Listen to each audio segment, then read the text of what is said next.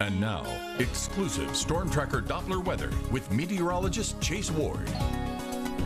Starting off mainly clear and quiet. We're not tracking anything on Doppler radar. However, it is a little bit warmer right now than it was this time yesterday morning because temperatures were in the 50s. But now, this morning at 5:46, our temperatures have been mostly sitting in the mid-upper 60 range. But like I said, there's nothing to track on Doppler radar or even the satellite radar. Skies are still mainly clear. We're still sitting between systems as there's a broader disturbance back to the northwest and then a low-pressure system across the eastern Gulf. Now, in the upper levels, there is some moisture trying to spill in a little bit across parts of the Arctic area, some of that moving into our region, and with more moisture aloft, it will allow the chance to see some more daytime clouds for this evening.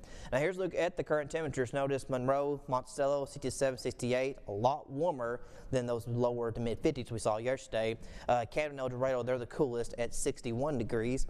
And dew points have crept up a little bit too, kind of pushing mid near upper 60 range across northeast Louisiana.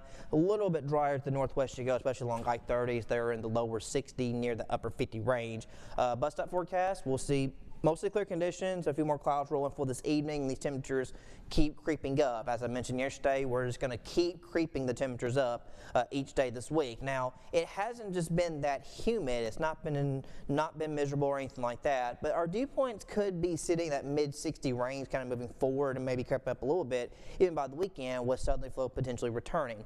And temperatures, even more long-term, still not likely to change. So definitely had that fake fall feel. I hope you got out and actually enjoyed it over the past couple of days, because as we progress forward, kind of puts you back into August a little bit with these mid-upper 90 range daytime highs. And we still have ongoing drought conditions in Arkansas. And as far as rain is concerned, we're not looking to see much of anything, looking more in the long-term 6-10 day outlook.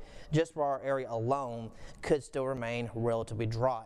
So not helping out in that regard. So as we go into this afternoon, there is a chance for some daytime clouds. If there is any chance for some shower activity, it's mostly going to be in parts of Mississippi. Don't expect much for our area because we're still going to sit between systems.